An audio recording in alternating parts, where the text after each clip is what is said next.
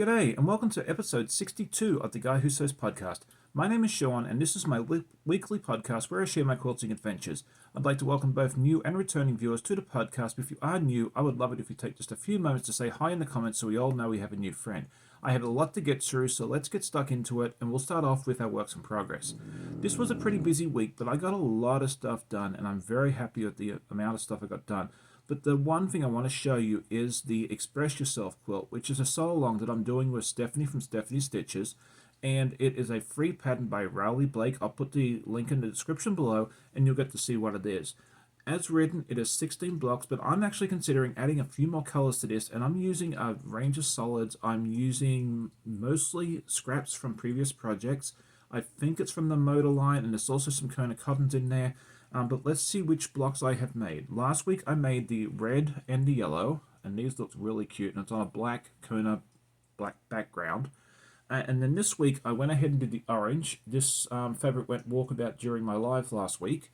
And then also during this week I was able to make this really cute pink one. Pull it back a little bit. And then a green one. My old mate Jack pulled himself out of retirement many times while I was making those two blocks. So it was a hard-fought battle, but ultimately Sean won, and I'm super excited about that. So that's what I have for works in progress, but I have plenty more to share with you and plenty more things to show you later on in the podcast. So let's now move on to our week in review. And if you're new, this is just basically a series of clips I take during the week. It's mostly of me sewing, but I also include some of the dogs and some other stuff that we get up to during the week, so I hope you enjoy.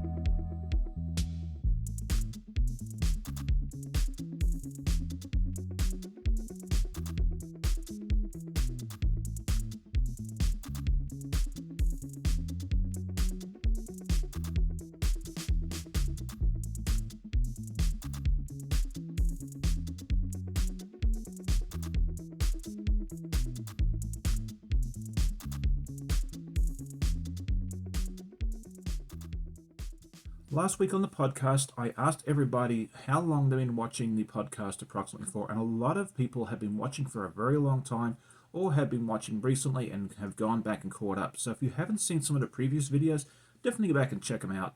I was a little more nervous back then, so the quality is not quite as good, but it's still fun to go see where I came from and some of the projects I worked on last year.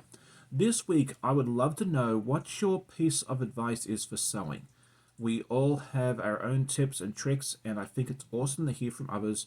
My tip that I've been really trying to get down pat for myself in the recent weeks, and I've been doing pretty good with it, is to take my time. I love being able to have a bunch of stuff to show everybody each week, but I feel it's important sometimes to slow down and just enjoy the process and just make it your own. And if it takes a bit longer, it's okay. So that's my piece of advice. Let me know what your tips or tricks are for sewing in the comments. So now it is time to talk about my goals. And over the last week or so, in addition to doing my quilting, I've been helping out Amanda's school and the musical that they put on, which is starting next week, with some costume work and some other stuff as well. So that's been taking up some of my time. But now that that's finishing up, I can get back into some of the more quilty projects. And so this is what I have on the agenda that I'd like to get done this week. And will I get it all done? Maybe, maybe not. We'll have to see. But first of all, I'd love to do another Art East project block, whether it's the Mythical Darksons or the Wizard of Oz. I'd like to get some more blocks done for the Express Yourself project, which I showed you earlier in the podcast. And I would also love to get started on a new FPP or Foundation Paper Piecing project, which is called Trinkets by Allison Glass. I bought the pattern last week. I thought it'd be a really good way for me to segue and get comfortable with FPP because I'm very much a beginner on that. So that's what I have going on this week if all goes well. I'd love to hear what your projects are for this week. Let me know in the comments. So in case you missed it, I had quite a few events this week. On Thursday, I had the results show for the Battle of the Fabrics. We crowned the winner and second, third, and fourth place. I'm not going to reveal those winners here. You need to head over to that video and check it out because I don't want to post any spoilers here. And then on Friday night, I was a guest on So Becca's Live. It was so much fun hanging out with her and being on her live with the hundreds of people that watch that every week.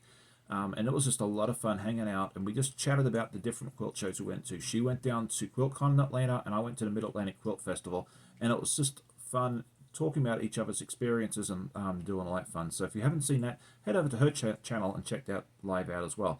And then yesterday morning, I had a live, my breakfast with the guy who's so serious. I had Russ from Quilt Meets World join me, and we had a blast, a really good time. We hung out for about 45 minutes, and then bang, my power went out. Went out in the entire neighborhood for about 45 minutes, but Russ actually got to do his very first solo live because even though I got booted off because of my power outage, the live continued with him hosting it, and he did it all by himself. I was actually able to get back on a little bit later from the car where I'd actually got a signal on my phone, and we closed things out, but it was a lot of fun. So if you haven't checked it out, go check it out. It was a lot of fun, and Russ did absolutely awesome. I'm looking forward to seeing him do his very own live soon. So upcoming videos this week, I don't have anything planned for midweek. Now that the Battle of the Fabrics is over, I'm going to kind of get back into the sewing space and try and get some more work on some projects, and I probably won't put anything out midweek this week. But on Saturday morning, the Break with the Guy Who Sews, I'm going to have my next special guest. It is Chris from Sew to Distance. I've been a huge fan of hers from the beginning, and I'm super excited to actually have her come and join me. It's been kind of like a dream to have her come on because she was one of the first channels that I started watching along with Fallon from So Be It Quilts. So I'm very excited to have her join me. So definitely check it out, 8 a.m. Eastern on Saturday morning. I hope you can join me. I wanted to let you all know about a new channel that I discovered earlier in the week. It is a lovely lady. Her name is Janice, and she has the coolest Jamaican accent. And she has some really good videos. She's just getting her feet wet and getting into the YouTube quilting community, so I would love it if you head over and check out her videos, and if it is something you like, definitely consider subscribing to her channel. Her channel name is The Right Way, and I'll put the link in the description below so that way you can check it out.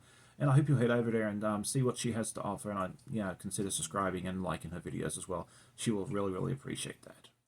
I did make one purchase this week. I went to my local quilt store, Fabric Hut in Norfolk, and picked up some backing fabric for the t-shirt quilt that I showed you a couple of weeks ago. And this is what I found. I thought the Orioles fabric would look really nice for the quilt because that was a huge thing for him.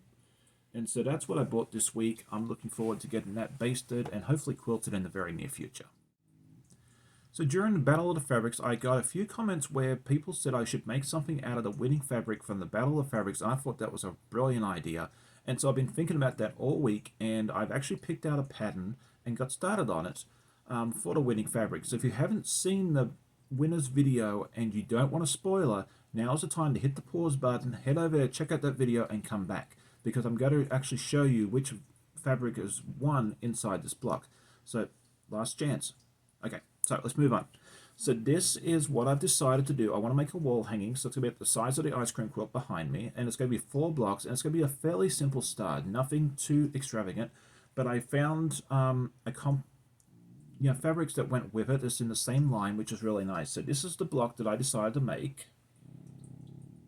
And so there's going to be a total of 4 blocks with the Australia fabric in the middle, and then 2 of them are going to have this fabric on the as the stars, and then the other 2 will have this. It's all in the same line, the walkabout fabric line.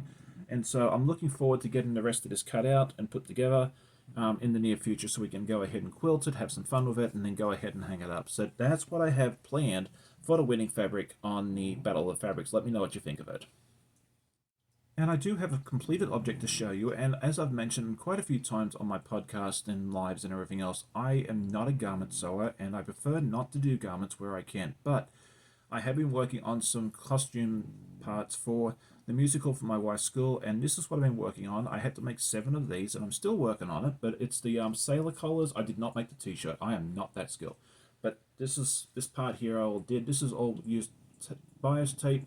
There's interfacing on the inside, and then if you spin it around, it looks like that. And I think I did a pretty good job. I am not a tailor by any stretch, but it turned out pretty well. It's sewn down here, and I've also sewn it on the back, so that way when the kids spin or dance or do whatever they do with it, it shouldn't come flying off. So this is my finished object for the week, and I'm really happy with what I did so far. So pretty much that is it. Thank you so much for joining me on today's podcast. I hope you enjoyed it. If you did, definitely hit the like button, tell a friend or two or 100, and we'll see you all in the next video. Thanks again, happy sewing, and we'll see you next time. Bye.